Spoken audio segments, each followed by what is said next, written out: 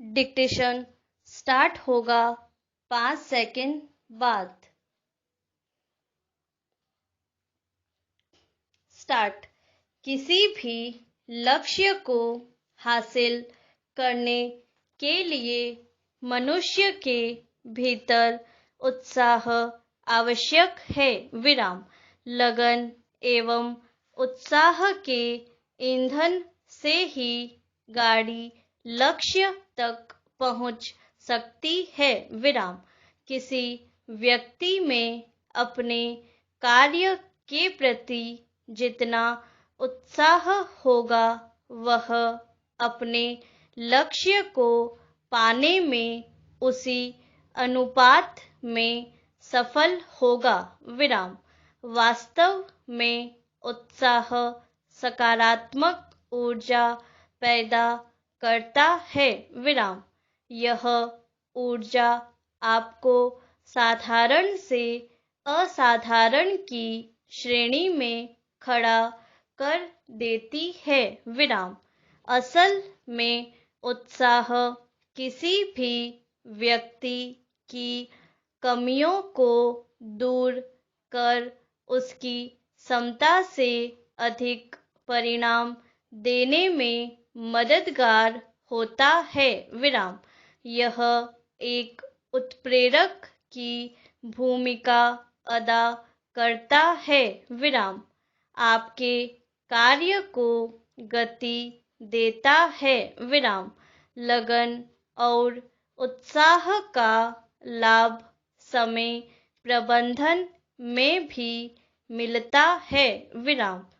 उत्साह पूर्णतः अमूर्त और अदृश्य होता है, परंतु आप हर दिन इसके परिणाम देखते हैं। विराम।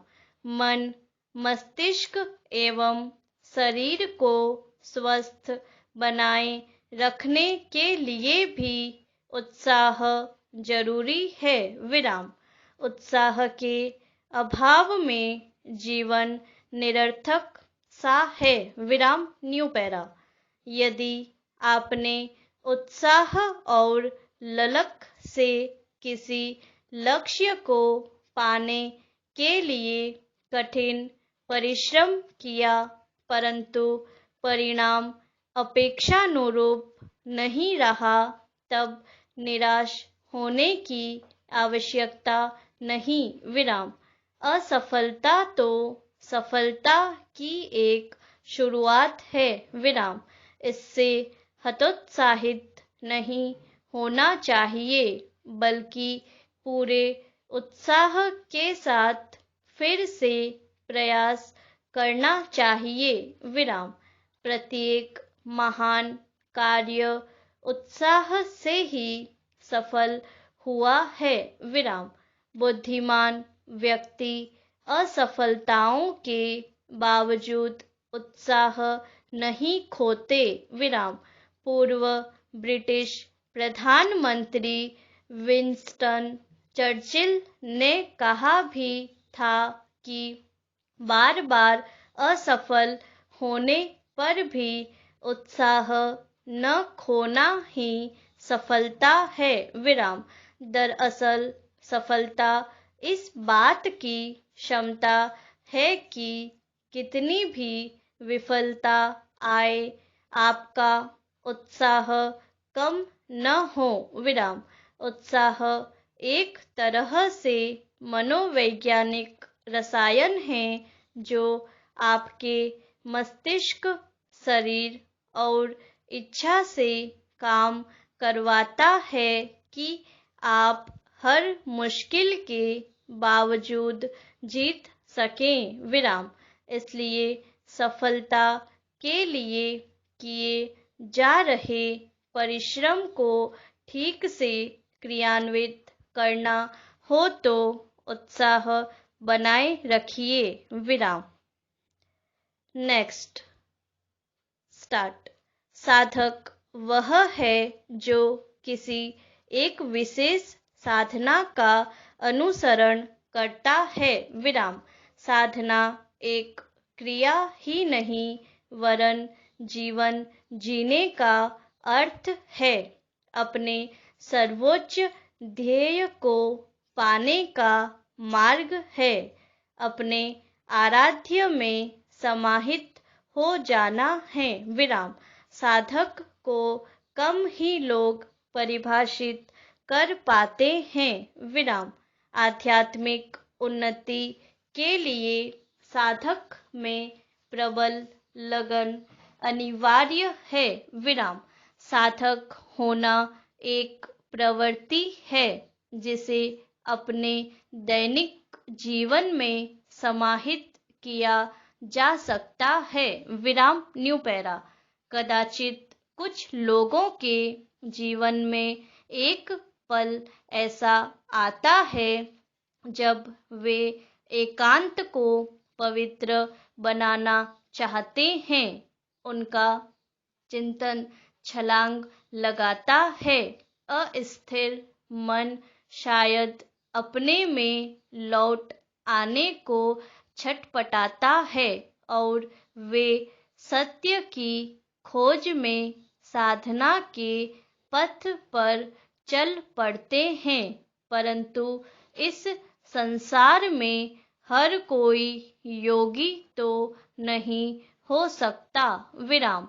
चारों ओर सामान्य तथा असामान्य गृहस्थ और कार्यरत लोग ही दिखते हैं। विराम। वस्तुतः अपना अपना काम करना भी किसी साधना से कम नहीं है। विराम। गृहस्थ जीवन चलाना, अध्यापन करना, बालकों का सही पालन पोषण करना एवं उन्हें अच्छा संस्कार देना, हर परिस्थिति में आर्थिक उतार चढ़ाव को नियंत्रित करना भी एक साधक ही कर सकता है। विराम। पथ भिन्न होने पर भी साध्य तो ईश्वर ही है। विराम। ऐसे में किसी सद्गुरु का संसर्ग मिल जाए तो जीवन की दुविधाओं से मुक्ति मिल जाती है। विराम न्यू पैरा। देश में संसार के सर्वश्रेष्ठ दार्शनिक, खिलाड़ी, कलाकार, शिक्षाविद आदि महान साधकों की कमी नहीं है जिन्होंने अपना संपूर्ण जीवन योग साधना में लगा दिया। विराम। वास्तव में परोक्ष या अपरोक्ष रूप में स्वयं की खोज आध्यात्म की अनुभूति है। विराम। अपना काम निस्वार्थ रूप से करना सच्ची साधना है। विराम। अपने भीतर के चेतन तत्व को समझना एवं उसका दर्शन कर पाना आध्यात्म है। विराम। प्रत्येक कार्य की परिणति ईश्वर से जुड़ना ही है। विराम। उसी पथ पर चलते रहना एक साधक की सच्ची साधना है। विराम। Next start. प्रकृति अपने व्यवहार से हमें बहुत कुछ सिखाती है। विराम। इतनी ऊंचाई से गिरने के बावजूद भी बारिश की बूंदें बिखर कर रचनात्मक काम करती है। विराम। प्यासी धरती को सींचती है और इसे हरियाली की चुनरी ओढ़ा जाती है। विराम। धरती को जीने लायक बनाती है। विराम।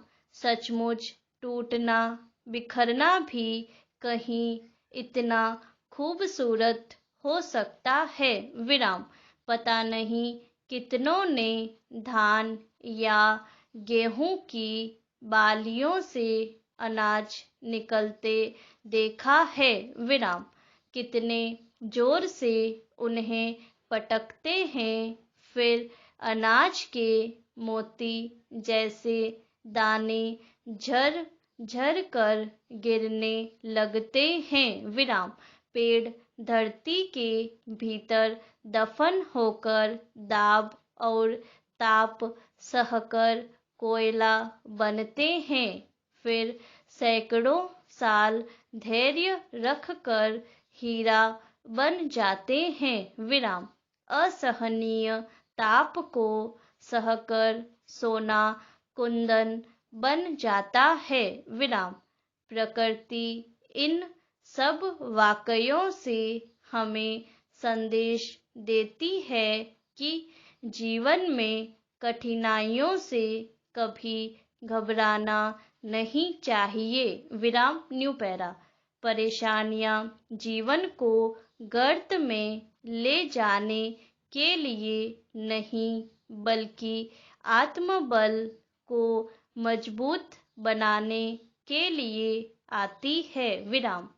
जिसने भी अपने आत्मबल को मजबूत बना लिया वह जग जीत गया, परंतु इसके विपरीत देखा गया है कि परिस्थितियां हमें तोड़ देती है। विराम। परिस्थितियों का दबाव हमें झुका देता है क्योंकि हम मानवीय गुण दोषों से युक्त है। विराम।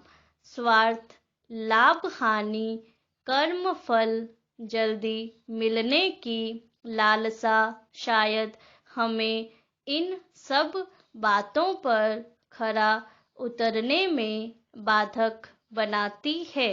फिर क्रोध, ईर्ष्या और घृणा जैसी नकारात्मक शक्तियां हमें घेर लेती है और हमारे सोचने समझने की ताकत क्षीण पड़ती चली जाती है। विराम। ऐसे समय में हम प्रकृति की सीख को भूल जाते हैं। विराम न्यू पैरा।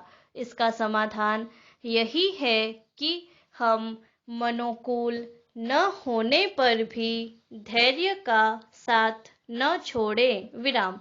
उस परिस्थिति में भी उचित कर्म करते रहें। विराम। जीवन में धैर्य का कोई विकल्प नहीं। विराम। प्रकृति सबसे बड़ी शिक्षक है। विराम। वास्तव में कोई भी विपरीत परिस्थिति आपको सबल बनाने की ओर पहला कदम होती है। विराम। यदि हम इसे ऐसे ही समझेंगे तो जीवन और सहज तथा आसान लगेगा। विराम। नेक्स्ट। माता पिता के बिना हमारे अस्तित्व की कल्पना भी नहीं की जा सकती है। विराम। हमारे यहाँ सनातन धर्म में माता को पृथ्वी से बड़ा तथा पिता को आकाश से ऊंचा दर्जा दिया गया है। विराम। किसी विद्वान ने कहा है कि पानी अपना संपूर्ण जीवन देकर वृक्ष को बड़ा करता है, इसीलिए शायद वह कभी भी लकड़ी को डूबने नहीं देता। विराम। देखा जाए तो माता पिता का भी यही सिद्धांत है। विराम। माता पिता जीवन की प्रत्येक समस्या से हमारी रक्षा करते हैं। विराम। हमारा भी दायित्व है कि उन्हें जीवन का सर्वोपरि सम्मान दे। विराम न्यू पैरा। संसार में माता पिता ही साक्षात ईश्वर है। विराम। जिस तरह ईश्वर कल्याणकारी होता है वह हमारे दुखों को दूर करता है, वैसे ही माता पिता सदैव हमारे कल्याण की कामना में लगे रहते हैं। विराम। वे हमेशा अपने बच्चों को आगे बढ़ते हुए देखना चाहते हैं विराम। वे जो वचन बोलते हैं हमारे लिए हितकर ही होते हैं विराम।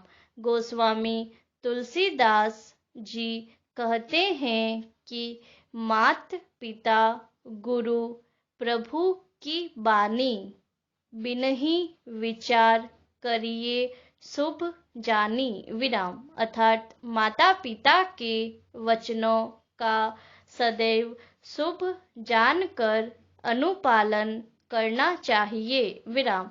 माता पिता की सेवा से हमारी आयु, ज्ञान, यश और बल बढ़ते हैं विराम। New para. किंतु आज कुछ लोगों ने इस रिश्ते को जीवन में आगे बढ़ने की सीढ़ी बना लिया है विराम। वे माता पिता से स्वार्थवश संबंध रखते हैं विराम। माता पिता कभी भी उम्र की वजह से असहाय नहीं होते, अपितु संतान के गलत आचरण के कारण असहाय हो जाते हैं विराम। उनसे किए गए गलत आचरण और उपेक्षा की वजह से उन्हें अत्यंत ठेस लगती है, किंतु उसके बावजूद भी वे अपनी संतान को आशीर्वाद प्रदान करते हैं और उसके लिए मंगल कामना करते हैं विराम। हम चाहे कितने भी समृद्ध हो जाएं, माता पिता के बिना हमारा कोई आधार नहीं है विराम। माता पिता उस वृक्ष के समान होते हैं जो चाहे कितना भी बूढ़ा हो जाए परंतु हमें आजीवन छाया ही प्रदान करेगा विराम। लिहाजा उनकी सेवा से बड़ा न कोई धर्म है न कोई पूजा विराम। नेक्स्ट, इस दौर में मनुष्य शारीरिक बीमारियों के साथ मानसिक व्याधियों से भी पीड़ित है विराम। यह भौतिकता के कारण हो रहा है विराम। इस भौतिक युग में मनुष्य स्वार्थवश, हिंसक एवं अनैतिक कार्यों में लगा है विराम। चूंकि उसे पता है कि यह गलत है तो उससे होने वाले अपराध बोध के कारण वह मानसिक बीमारियों की चपेट में आ जाता है विराम। यह हिंसा भी दो प्रकार की होती है विराम। एक शारीरिक हिंसा तथा दूसरी भावनात्मक हिंसा विराम। भावनात्मक हिंसा में मनुष्य दूसरों को धोखा एवं उनके साथ अवांछित आचरण करता है विराम। इससे वह शारीरिक हिंसा से भी ज्यादा पीड़ा पहुंचाता है विराम। हालांकि इससे उसे भी कुछ ठेस अवश्य लगती है जो अपराध बोध की श्रेणी में आती है विराम। New para. यह भी सच है कि भावनात्मक हिंसा करने वाला आरंभ में इस अपराध बोध को स्वीकार नहीं करता, परंतु धीरे धीरे उसकी अंतरात्मा उसे यह स्वीकार करने पर मजबूर कर देती है विराम। कुछ मनुष्य जरूर अपने कृत्य के पश्चाताप के रूप में पीड़ित के नुकसान की भरपाई करके इससे मुक्ति पाते हैं विराम।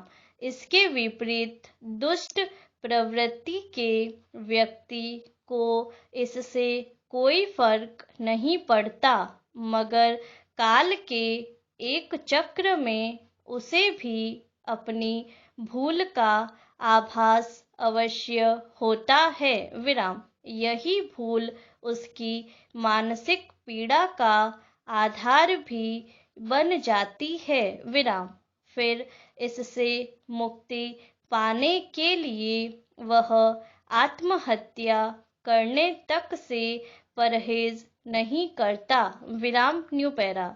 इसे देखते हुए मनुष्य को ऋषि पतंजलि के द्वारा बताए हुए यम और नियम का पालन करना चाहिए। विराम। यम में सत्य, अहिंसा, ब्रह्मचर्य, अपरिग्रह और अस्तेय का पालन करने के निर्देश है। विराम। इस प्रकार व्यक्ति भावनात्मक तथा शारीरिक हिंसा से बचता हुआ अपराध बोध से मुक्ति पाकर अपनी जीवन यात्रा पूरी कर सकता है। विराम। इसीलिए जिस प्रकार शारीरिक रोगों से बचने में तमाम सावधानियां अपनाई जाती है, उसी प्रकार मानसिक रोगों से बचने के लिए यम और नियम का पालन करना चाहिए। विराम। नेक्स्ट। पहली बात यही है कि हम किसी को यह दोष बिल्कुल भी न दे कि हमें उसने यह नहीं सिखाया। यदि वह हमारे जीवन में न आता तो हम यह बन जाते, या फिर हम इसके कारण यह नहीं बन पाए। विराम। यह सब मिथ्या है। विराम। दरअसल हम वही वस्तु या गुण अपने जीवन में स्वीकार कर लेते हैं जिसके प्रति प्रियता के संस्कार हमारे चित्त में पूर्व से ही विद्यमान रहते हैं और जिसमें हमारी सहज रुचि होती है। बाद की बातें तो अपने को भुलावा देना है। विराम। लक्ष्य यदि उप लक्ष्य का गमछा लेकर नहीं चले तो वह कहीं फंसेगा ही नहीं। विराम। कई बार लोग एक शब्द प्रयोग करते हैं कि मेरा यह सपना था, या इन्होंने उनके सपने को पूरा किया। विराम। सही बात तो यह है कि सपना जागृत का ही प्रतिबिंब है। विराम। जागृत में हम जिसको उपलब्ध नहीं कर पाते हैं तो हमारी कल्पना अन्य कई कल्पनाओं को लेकर उसको उलझाकर सपना बना देती है। विराम।